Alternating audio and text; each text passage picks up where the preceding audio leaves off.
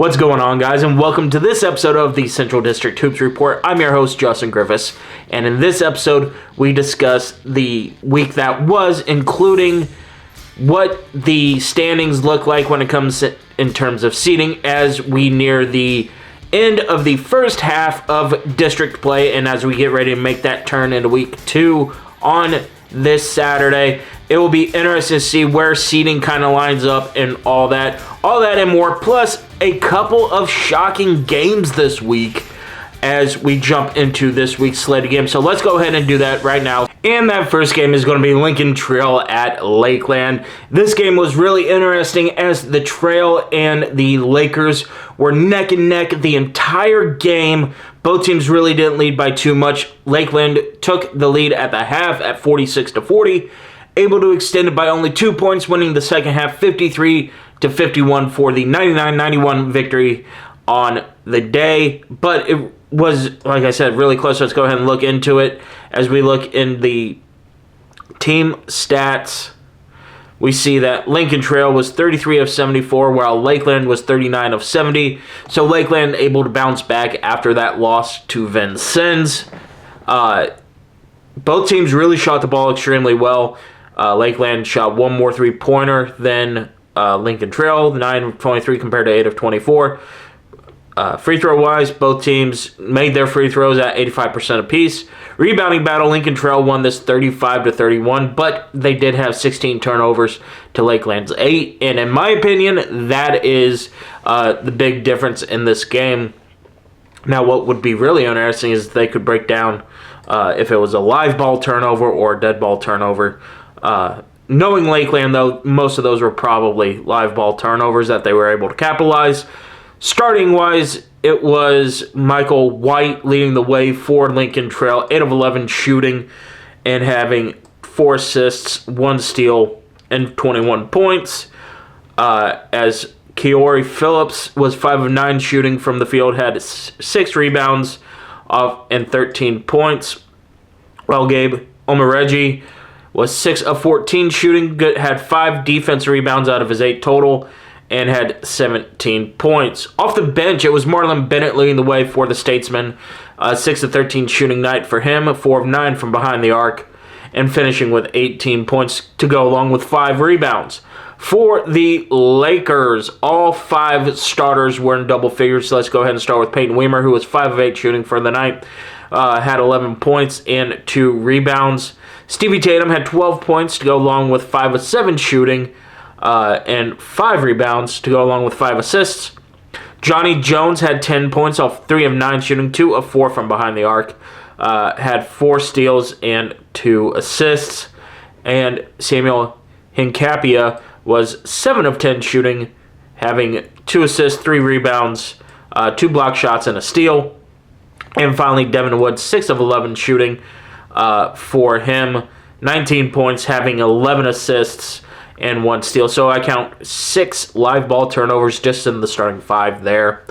And then 7, 8. So 8 of Lincoln Trail's turnovers were live ball turnovers and steals.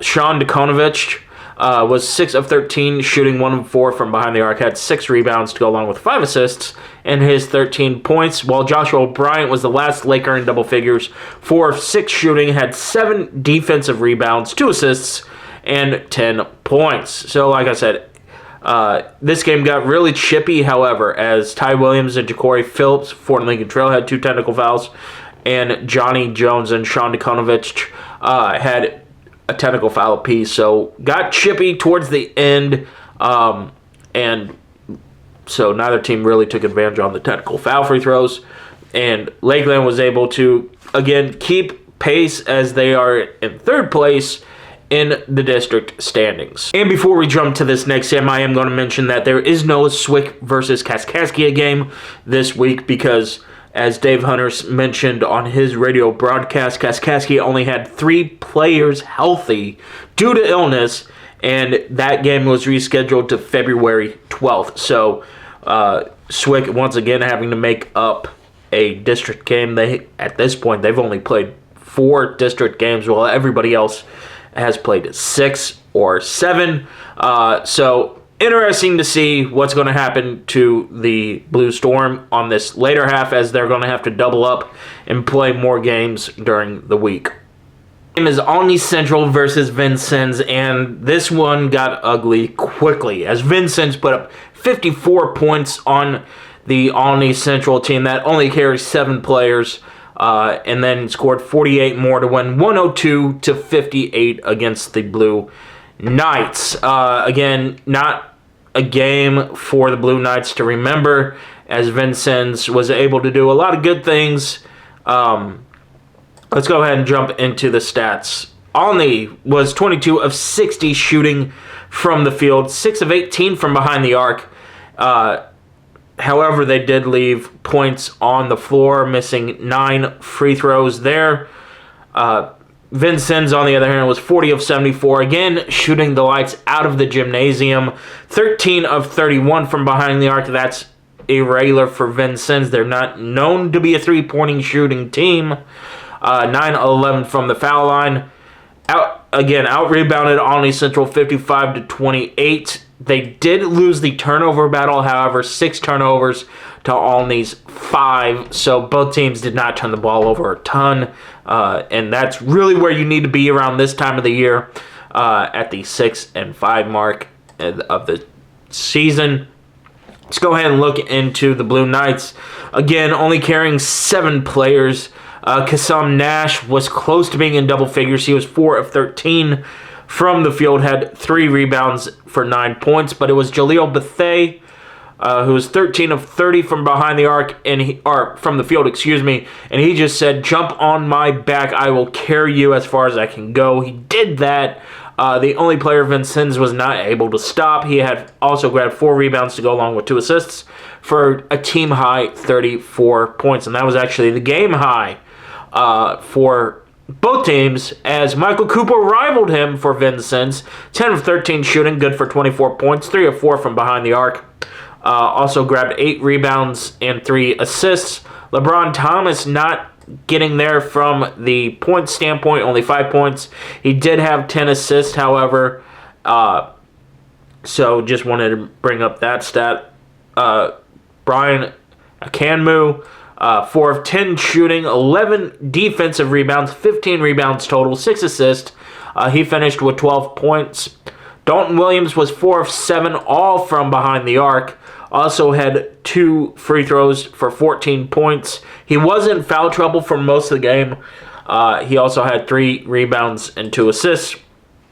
And Kanaz Ochugwu was 5 of 7 shooting, had 3 rebounds defensively, 1 assist, and 10 points. Off the bench, nobody in double digits. However, Swansea was 3 of 5 shooting, 2 of 4 from behind the arc, finished with 8 points. And Christian Andrews, 3 of 8 shooting, 1 of 5 from behind the arc, and finishing with 7 points. So again, Vincennes able to win this game big, 102-58. It was almost... it was closer in the second half. Again, Jaleel Bethea was just able to do what he wanted against Vincennes' defense. So for a bright spot for Coach Levina, that is it right there. But again, Olney Central continues to be winless in district play. Up next is Shawnee versus Wabash Valley, and this was the most interesting game of the midweek, and a little bit of an upset as the Saints were able to down the Warriors 79-77 in overtime, as Shawnee had a 3-point lead at the break at 36-33. Wabash Valley was able to retake the lead midpoint in the second half and led for almost the entirety of the second half from that point on. Shawnee able to scratch and claw their way back in there to tie it at the end. Went into overtime and Shawnee was just able to outlast Wabash Valley. This game was interesting because both teams did not shoot the free throw well, and that's what doomed Wabash Valley in this one, as they had multiple chances to extend this to a 2 or 3 possession game and just clunked free throws off of the rim, giving Shawnee life, and the Saints said, "I'll take that, thank you very much," and were able to pick up the win here. So let's go ahead and look at the stats. For Shawnee, they were 25 of 57. Wabash Valley, 29 of 63. So 40% roughly for both teams. Wabash Valley was 10 of 27 from behind the arc, while Shawnee was 6 of 17. And here's the free throw disparity. See here. Shawnee was 23 of 34. Wabash Valley, 9 of 20. So both teams left 11 points at the stripe. Wabash Valley was able to win the rebounding battle 31-28. However, they did turn the ball over 21 times to Wabash Valley, or to Shawnee's 14. So the Saints were able to force a little bit more turnovers. And when Wabash got to the line again late in the game, they were up by 3, could have extended it to 4 or 5, and could not, as they just clunked it off of the rim, gave Shawnee life, and they took it and ran with it. The Saints had 4 players in double figures for starters, starting with Xavier Ball. He was 6 of 11 shooting from the field, had 6 defensive rebounds, 3 assists, and 3 steals. He did have 4 turnovers and 1 foul. He finished with a team-high 17. James DeLoche was 6 of 12 shooting from the field, had 5 rebounds and 2 blocked shots. He finished with 15 points. Isaac Hosman was 5 of 9 shooting, 4 of 4 from behind the arc. So the Saints were able to rely on him a little bit. He had 3 assists, 4 rebounds, and 14 points. Johnny Anderson rounded out the starting scoring with 13 points. He was in foul trouble for most of the second half. Luckily, unlike Hosman, did not pick up his 5th foul. He was 7 of 10 shooting from the foul line off of a 3 of 9 shooting performance from the field. Also, Jalen White came off the bench and was really good for the Saints. 4 or 5 shooting, good for 10 points. He had 4 fouls, 1 steal, 1 assist for Coach Sparks' team. For Wabash Valley, they did not mark who their starters were, but we see that Sherrod Dent Jr. was 5 of 7 shooting, 3 of 4 from behind, or 4 of 6, from behind the arc. Had 5 rebounds, 1 assist, and finished with 16 points. While Muja Burton was 4 of 6 from behind the arc, 6 of 11 shooting overall. Had 4 rebounds, 5 assists, and 18 points. The only 2 players in double digits for Coach McGee's squad, Tyrone Grisby was 4 of 8 shooting, finished with 9 points, and 3 players had 7 as Cole Forlow, Daniel Robinson, and Clay Butler all had 7 points as well. But again, there were times where they had chances to ice this game, and they just couldn't do it, as Shawnee picked up the win against Wabash Valley. And the biggest surprise of the week was John A. Logan heading over to Ina to take on Rend Lake and falling to the Warriors 89-77. And Rend Lake led the entire game scorebook-wise. They led 43-34 after a half, able to extend that out even a little bit more when in the second half, 46-43. Let's go ahead and see what went wrong for the Volunteers. They shot 28 of 64, so 43.8% from the field, while Rend Lake was 31 of 66, good for 47%. It was the 3-point shooting that doomed the Volunteers. 4 of 14 shooting, good for only 28.6%, while Rend Lake was able to hit 10 of 28, good for 35.7%. Free throw shooting, both teams shot it relatively well from the stripe. 74% for Logan, 71% for Rend Lake. The Warriors also able to out-rebound John A. 44-32. And that's something that doesn't normally happen to a Coach Smith Peters-led team. Rend Lake did have 10 turnovers, while Logan only had 8. But again, getting out-rebounded by 12 is going to kill you and it proved that for this one, again, it was a conference game, not a district game, so this had no implication on Logan's second place in the standings.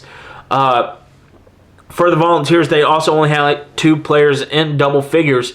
That was Taylor Smith, who was 7 of 12 shooting, 2 of 6 from behind the arc, had 5 rebounds and 18 points. While Kaden Hawkins was 4 of 7 shooting, good for 11 points, had 5 assists and 3 rebounds to go along with 2 steals. Julian Norris was 1 of 6 from the field, 7 of 8 from the foul line, to get 9 points, and Darkel Payne was 2 of 7 from the field, good for 7 points. For Rend Lake, 2 starters in over 20 points. That was Ezekiel Wilson, who was 9 of 13, and Greg Cole, who was 5 of 11 shooting. Cole finished with 20 points, Wilson 21.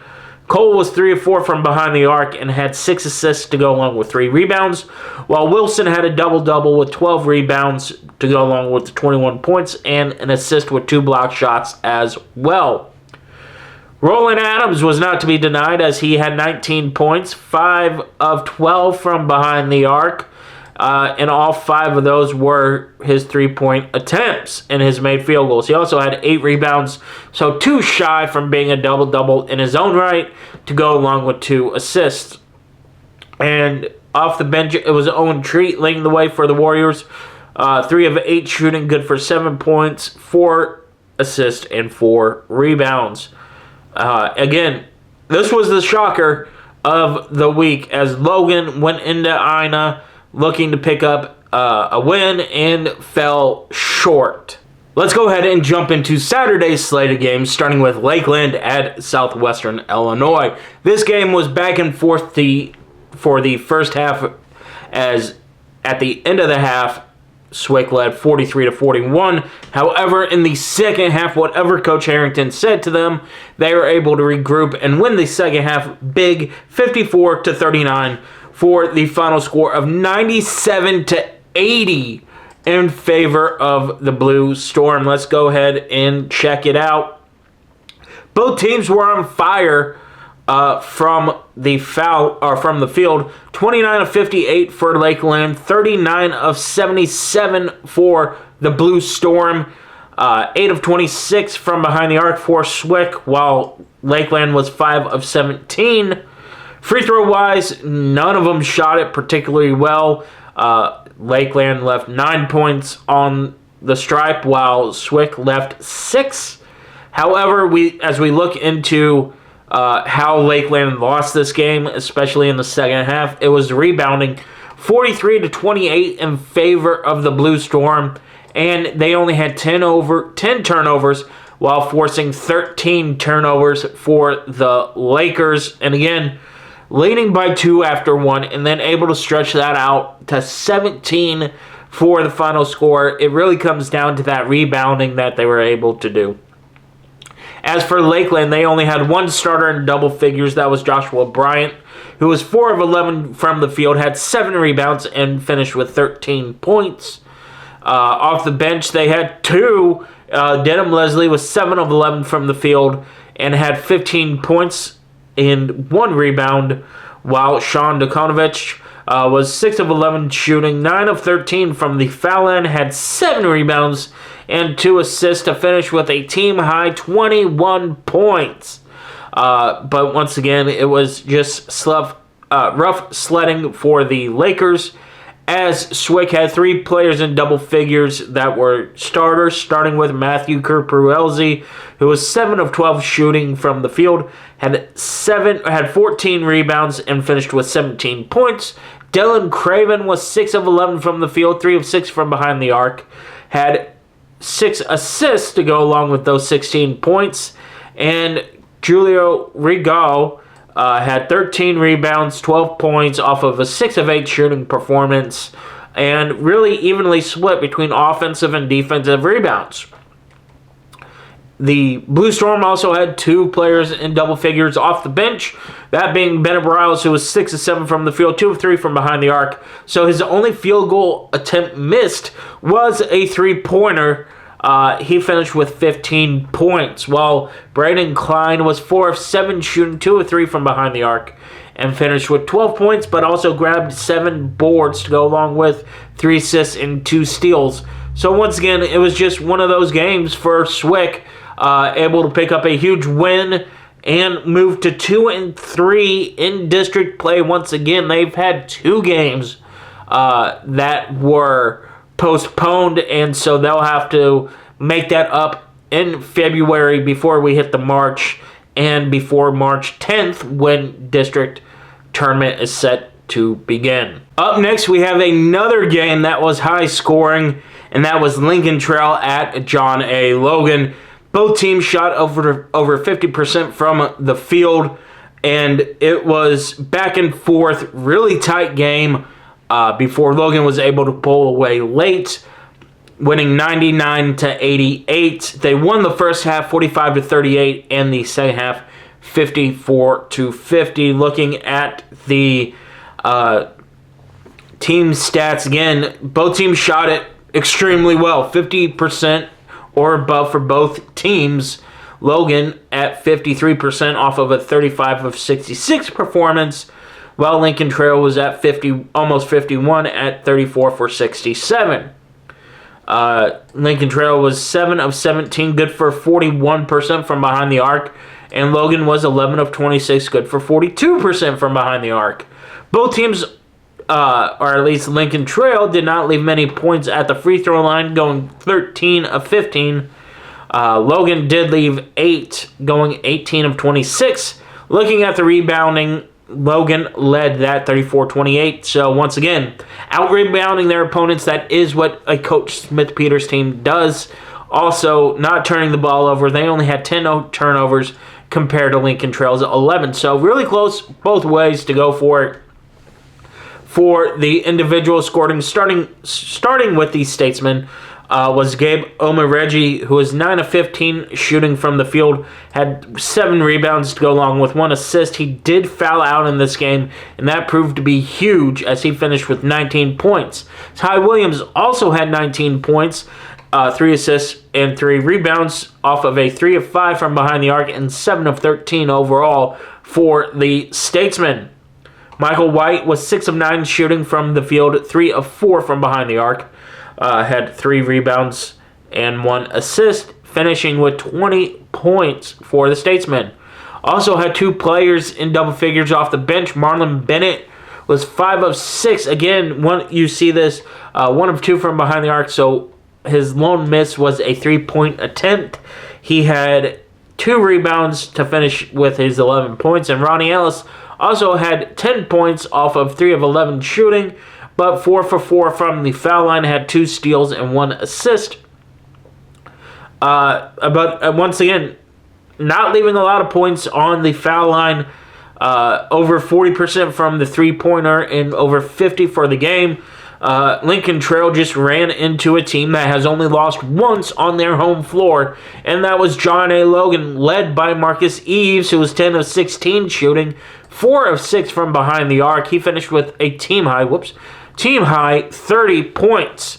Cameron Boone was 6 of 7 shooting from the field, 6 of 7 from the foul line as well. Had 11 rebounds to go along with 18 points. Davius Laurie was 5 of 8 shooting, 3 of 5 from behind the arc. Had 7 assists to go along with 5 rebounds and finishing with 14 points. For Coach Smith-Peters, and Jalen Miles was 3 of 5 off the bench, good for 8 points. He also had 2 rebounds and 1 assist. But once again, Logan did leave a little bit more points on the foul line, but able to out-rebound your opponent and to win the turnover battle, even though it was only by 1, so that's not really a huge stat there. It was huge for the Volunteers to jump back after losing to Rend Lake, a team that they, in their opinion, probably should have beaten, but just got bested on Wednesday night. They moved to 6-1 in district play, while Lincoln Trail, falls to 2-4 in the Statesman, starting the week in the top 4 in standings, drops all the way to 7 now in district play. Up next, we have another overtime thriller, this time in Olney, as Shawnee took on the Warriors of Rend Lake, who were looking for another upset. Almost got it, falling to the Saints 80-75 in overtime. Once again, Shawnee going to overtime, taking the extra 5 minutes to pull out a victory. Let's go ahead and look at the stats for this team. Rend Lake was 29 of 66, while Shawnee was 29 of 62. Both teams shot at over 40%. Rend Lake was 9 of 25 from behind the arc, good for 36%. Shawnee 4 of 17, good for 23.5%. The Saints this time had the free throw woes again, leaving 10 points at the stripe, good for 64%. They did out-rebound the Warriors 37-35 and had 10 turnovers compared to Rend Lake's 13. Let's go ahead and look at the stats. Individual-wise, Greg Cole led the way for the Warriors, 7 of 12 shooting, 4 of 6 from behind the arc. Finished with 21 points. He also had a rebound and an assist to go along with a steal. Ezekiel Wilson was 7 of 14 shooting, had 10 defensive rebounds, 13 rebounds total, 2 assists and 2 steals to go along with a blocked shot. He was in foul trouble a little bit with 4 fouls. He also had 16 points. Another player who did foul out in this game was Elijah Idoza, who had 13 points, 9 rebounds, 5 assists off of a 5 of 9 shooting performance for Rend Lake. Owen Treat came off the bench for the Warriors, finishing 4 of 8 shooting, 3 of 7 from behind the arc, had 4 assists and 11 points. For Coach Sparks, double overtime, 2 overtimes in a week for the Saints. They were led by Keshawn Washington, who couldn't get it going against the Warriors. He was 7 of 15 on Saturday against the Warriors of Rend Lake. He also had 8 steals, 8 assists, and 4 rebounds to go along with 20 points. Johnny Anderson led the way for both teams with 23 points off of a 9 of 20 shooting performance. Had 11 rebounds, and 4 assists. He did have 5 turnovers, however. He also got a blocked shot. Then you had James Deloche, 7 of 10 shooting from the field, had 8 rebounds defensively, 10 rebounds total, 3 assists to finish with 18 points. And Jalen White was the only player to come off the bench to score for Coach Sparks. 12 points off of a 4 of 8 shooting performance and grabbing 4 rebounds for the Saints. Again, huge game for the Saints, huge week. Both of their games this week went into overtime, able to hold off another upset for Rend Lake by 5. After Wednesday's game, when I heard Dave Hunter state that Kaskaskia only had 3 healthy players, and that's why their game against SWIC was postponed, my prediction when I said that Olney was going to pick up their first win of the year started to look better in my head. Unfortunately, that was not to happen, as Kaskaskia came out swinging in the first half, winning the half 45-25. Olney did win the second half 46-39. However, that big deficit in the first half was too much for the Blue Knights to overcome, as the Blue Devils pick up the win 84-71. Let's go ahead and look at it. Kaskaskia was 31 of 66, while Olney was 28 of 65. So again, both teams shooting well, 47% for the Blue Devils, 43% for the Blue Knights. From behind the arc, the Blue Knights shot 35%.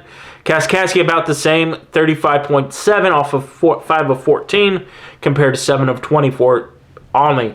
Olney did leave 5 points off the free throws, 8 of 13, while Kaskaskia was 17 of 25. The Blue Devils out-rebounded Olney, huge 47-28. However, Olney did have less turnovers, 13-16 there. But again, that rebounding disparity is going to kill you all the time, especially when Kaskaskia was able to jump off to such a huge half in the first place. Again, let's go ahead and wait for this to load. Again, I thought, when I heard Dave Hunter say that, I'm like, oh, Olney, surely they don't lose that game. But again, hats off to Kaskaskia to be able to pick up the huge win. And it looks like that I'm not able to pull up individual stats for that game. But once again, Olney Central being able to... Oh, there it is. So Kaskaskia, led by Miles Liddell, who was 8 of 17 from the field, had 5 of his 9 rebounds being defensively, also had 6 assists to finish with 24 points. Jared Mackey had 19 points off of a 9 of 13 shooting performance, grabbing 8 rebounds as well to go along with an assist. Jakari Granger was 4 of 9 shooting, had 10 points, 1 rebound shy of a double-double. He finished with 9 of those, had 4 assists as well. And then Dallas Harding-Fair, he was close to being in double figures, as well as Markel Newsom. Newsom finished off a 2 of 6 shooting performance, having grabbed 4 assists, finishing with 9 points. Harding-Fair, 3 of 8 from the field, 8 points. And again, for Coach Hancock's team, able to bounce back after being sick and only having 3 healthy players, speaks volumes for them. Olney Central, on the other, and again, Jaleel Bethea, not to be denied, putting his team on his back, 8 of 21 shooting, good for 25 points, 4 assists, 3 rebounds. And it was Kassam Nash, also in double figures, 4 of 11 shooting, in finishing with 12 points. Javon Jones was close to being in double figures, 4 of 6 from the field, and 8 points. Jose Recchi was 5 of 9 coming off the bench for Coach Levina, grabbing 9 rebounds as well. He finished with 11 points. Again, just playing with 7 players is so tough, and my heart goes out to Coach Levina. And Coach Hancock, once again, his team was sick on Wednesday. They were able to bounce back and pick up a huge district win to go 2 games above Olney at 2-4, while the Blue Knights fall to 0-7. And the only evening game on tap was Wabash Valley against Vincennes. The 89th meeting between these two clubs, and Vincennes was able to pull out the 72-61 victory for this one. Vincennes led at the break 35-22. They did extend that lead a little bit to start the second half. Wabash Valley was able to claw their way back, winning the second half 39-37. Again, 11-point victory for the Trailblazers, picking up their 65th win in the all-time series between these two teams. As a team, Vincennes shot 24 of 49 from the field, while Wabash Valley was 17 of 49. So this is where we really see the comparables. Vincennes made 7 more field goals than Wabash Valley did. And you see that here. 2 of 11 from the three-point line for Vincennes, while 6 of 17 for Wabash Valley. So Vincennes was able to beat them in the paint more than they were from behind the arc, while Wabash Valley was the flip side, being able to burn the Trailblazers from long range. Free throw-wise, Vincennes left 13 points on the floor, while Wabash Valley left 15. Both did not shoot the free throw well. 62.9 for Vincennes, 58.3 for Wabash Valley. Wabash Valley won the turnover battle 9-15. However, Vincennes was able to double up on the Warriors, winning that one 45-20. So you see where it gets a little bit tricky, and that's why I say always look at the rebounding, always look at the turnovers, and you can almost guarantee who wins the game if the disparity is high enough. I think there was a game last week where that did not apply, but for the most part, it is a good rule of thumb. For the Trailblazers, they were led by Michael Cooper, who, again, is having a great career at VU. 7 of 12 shooting from the field. He was 10 of 11 from the foul line. Had 9 of his 10 rebounds being off the defensive side of the ball. Had 2 assists to go along with 2 block shots and 4 turnovers. He did get into a little bit of foul trouble in the first half, able to corral it in the second half, and again, finishing with 26. Brian Akalmu, he was perfect from the field, 5 of 5, good from the foul line as well. He had 8 rebounds, however, he did foul out in the ball game, only leaving with 12 points. Dayton Williams, 4 of 10 shooting from the field. He had 8 rebounds to go along with 5 assists and 11 points. Again, being able to pick up the slack a little bit from LeBron Thomas, who just couldn't get it going, who was 1 of 5 from the field. Ali Sacco also came off the bench with a perfect performance shooting-wise. 3 of 3, good for 9 points. He fouled out as well, however, and he was 3 of 6 from the foul line. He did have 5 of his 6 rebounds be on the defensive side of the ball. While Jalen Calloway stepped up a little bit while the guards were in foul trouble, he was 1 of 3 from the field, had 2 points and 2 rebounds. For the Wabash Valley Warriors, they were led by Muja Burton, who was 7 of 12 shooting, good for 4 of 6 from the foul line. Had 5 rebounds, 1 assist, and 3 steals, finishing with 20 points. Daniel Robinson came off the bench, and he was the only other Warrior in double figures besides Sherrod Dent to come off with double figures. Robinson was 3 of 7 from the field and had 4 rebounds, 3 assists, and 2 steals, while Dent was 5 of 7 from the field, 2 of 3 from behind the arc, and had 14 points and 2 rebounds. Once again, it was a tough game. This was a rivalry game between the Blazers and the Warriors historically, and Vincennes was just able to pick up the win. Again, 89th meeting between the two teams. Vincennes picks up the 65th win of the series. Before we jump into the previews for this week's sled games, let's go ahead and throw up the district standings. Vincennes leads the district at 7-0, while John A. is 1 game back at 6-1. Lakeland at 4-3, hanging tough in that 3rd place spot. Shawnee at 3-3, moving up to number 4 in the seeding wise. Wabash Valley is 5 at 3-4 on the year. SWIC at 2-3 because they have those 2 games that they still need to make up here in February.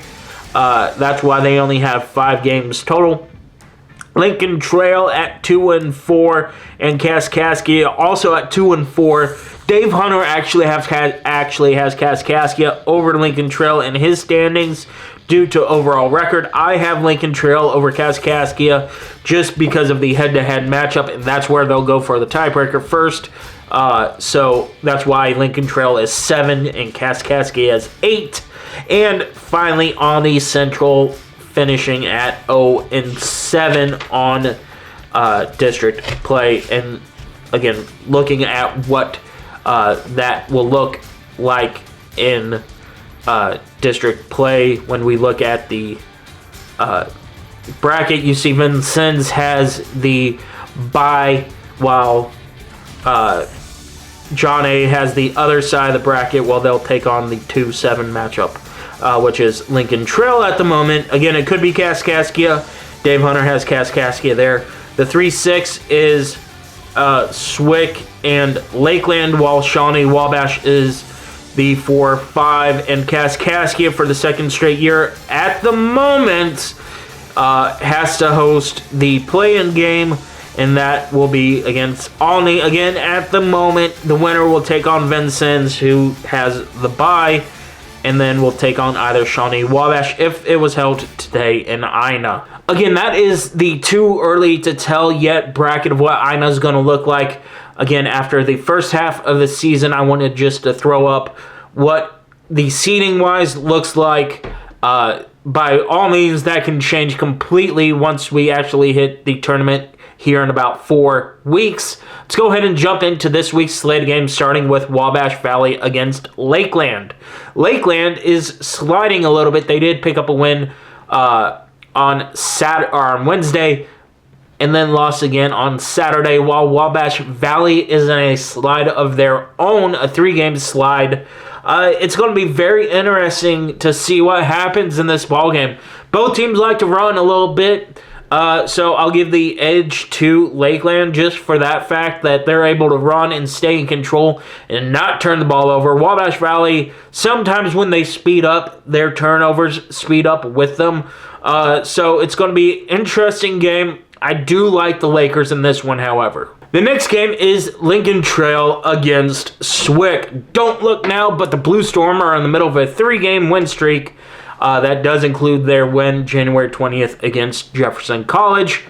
And again, 2 games in district play, beating Shawnee and Lakeland. So it's going to be interesting to see how this game heads out, because Lincoln Trail is starting to slide a little bit. However, I think since this is in Robinson, I'll give the Trail the advantage here. But SWIC's playing really good basketball. They played good basketball against Logan. They were able to beat Shawnee, beat Lakeland, a team that really likes to run and gun. So it's going to be a tough matchup, especially after Lincoln Trail fell to the Lakers earlier in the week. So who knows what happens here. I will say Lincoln Trail, but SWIC winning this game would not be out of the realm of possibility to me. Then you have John A. Logan taking on Shawnee. This game should go to John A. Logan. Don't know if it will, because Shawnee is a scrappy team. They were able to beat Logan last year on the road, and that's what slid Logan down in the seeding a little bit.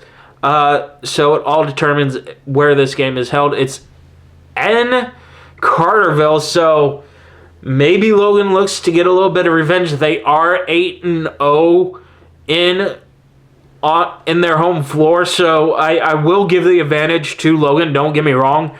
Logan's playing really good basketball, not the Rend Lake game. Withstanding, before that game, they were in the middle of a 6-game win streak. They beat Lincoln Trail in a tough battle in Carterville again. They're in the middle of a 3-game homestand. So for that reason, I'll give John A. the advantage. However, like I said, last year when this game was held in Carterville, Shawnee snuck up and bit the Volunteers. I don't see it happening this time, but it would be interesting to see if it does. Up next, you have Vincennes traveling to Centralia to take on Kaskaskia. Vincennes has an 11-game win streak heading into this ballgame. It is one of these that is going to be very interesting to see, as they have not lost since December 1st against Mineral Area. With that being said, this is a huge game for Kaskaskia. They picked up a big-time win over Olney Central. Again, they only had 3 healthy players this time last week. So it will be very interesting to see what happens against Kaskaskia.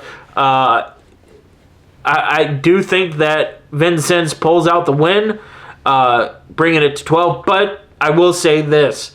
Kaskaskia can sneak up and bite you, especially if Vincennes is looking forward to that Saturday matchup against John A. Logan.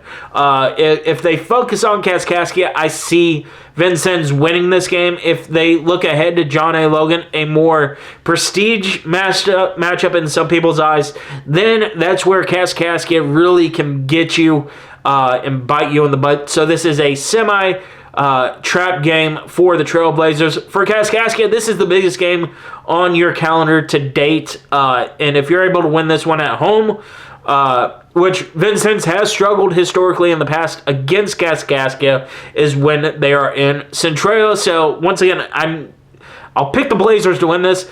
I would not be surprised if Kaskaskia bites the Blazers here. The next game is going to be Olney Central versus Rend Lake. So GRAC play for Olney Central. It's going to be a tough game for Coach Levina's team, as they lost to Rend Lake earlier in the year. Should be an interesting one, however. I think Olney might get a win here, pick up a win, and as they start the second half of district play, some of these games might be a little bit closer, and maybe they pull out a couple of wins. It's just going to be tough for them. Again, with only 7 players, no bench necessarily to speak of. Jaleel Bethea is carrying the team. It's going to be tough. If they can pull out a win, I do see the second half being a little bit more in their favor against teams like Kaskaskia or maybe even Lincoln Trail. If they can't, it's just going to be a rough season or a rough second half for Olney. Speaking of Olney Central, we start with the second round of district play games on Saturday. Lincoln Trail against Olney Central. And like I said, if Olney is able to beat Rend Lake, it should be an interesting game when they start their second round of district games, starting with Lincoln Trail. This game was close the first time around. I just don't see it happening for Lincoln or for Olney Central, unfortunately. It's one of those games where it might, but at the same time, I wouldn't be surprised if Lincoln Trail beats them because they're taking on SWIC on Wednesday. So it's going to be a tough game either way for both teams looking to get back in the win column, or for Olney getting into the win column for the first time in district play. I'll take Lincoln Trail by 10, but if Olney wins, I'm not surprised. Then you have Wabash Valley against SWIC. Again, if SWIC can get their third district game win in a row against Lincoln Trail on Wednesday, this game gets super interesting because then we're looking at SWIC being at 3-3 on the turn, and Wabash Valley potentially being 3-5 or 4-4. So it's one of these games where I think Wabash Valley is going to win it. I think they'll win it by maybe 10 points. It was close the first time around. I just don't see it happening this time. I think Wabash Valley is starting to find themselves as a team. That being said, SWIC is always a tough opponent, like I mentioned before. They've picked up some interesting wins, some wins I didn't think they would in the last couple of weeks. So I wouldn't be surprised if SWIC wins, but I just see Wabash picking up a win here. Then we have Shawnee against Kaskaskia. Shawnee is coming off of a tough game against John A. Logan, while Kaskaskia is coming off of a tough game against Vincennes. That being said, I have Shawnee winning this game just for the simple fact that they won the original matchup between these two schools, 81-71. It should be more of the same. Kaskaskia likes to pressure a little bit, but Shawnee is able to run and gun a little bit better. They showed that in the first matchup back in December. I see nothing changing in this one. That shows that Kaskaskia can pull out the win. Could, though. Should be a very interesting game, especially with Shawnee coming off of 2 OT games this last week.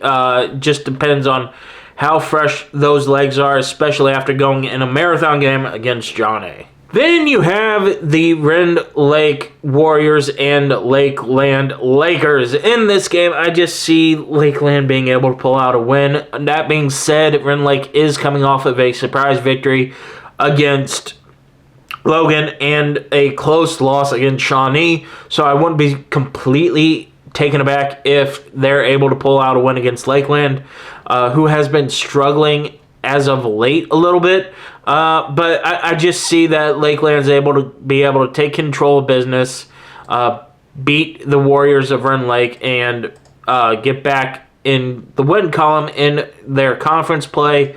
Again, this doesn't hurt them come district play, as they opened up their district or the district slate against Rend Lake. So they'll head into next week either 4-4 or 5-3, regardless. While everybody else has 2 district games. Finally, you have Vincennes traveling to Carterville to take on John A. Logan.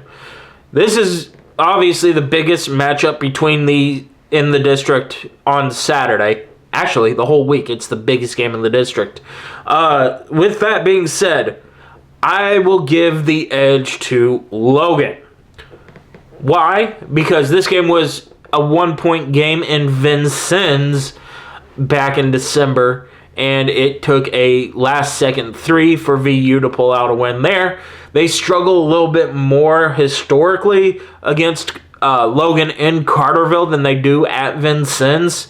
Last year, it came down to an overtime game there. So, for that reason, I'll give the edge to Logan, especially since they are 8-1 heading into Wednesday's game against Shawnee. And if my prediction's right and Logan picks up that win, their only loss at home all year round would be against Indian Hills back in November. So they have a huge home game win streak heading into this. Again, 8-1, 9-1 if they beat Shawnee. So it's just going to be a difficult game for both these teams. Both these teams is going to be difficult because Vincennes, in my predictions, coming into a 13-game winning streak. So this game, once again, going to come down to the last second. It's all about who controls the rebounds and who doesn't turn the ball over. I know that sounds simple. These two teams get at you. They scrap, they grind. Each team has their ups, has their downs, has their strengths, has their weakness. I see Logan pulling out the victory by 2 against Vincennes. So there you have it. All the games in district play, and now we're starting to get into the second round of the slate. So it should be a good week heading forward. Again, very interesting as we head into the month of February, last month before we hit March 10th, which is when district tournament starts. A lot can change in the standings. A lot will be decided in the next 4 weeks. Stay with us as we continue to break it down every single day. That's going to do it for this episode, everybody. I will see you next week. Peace.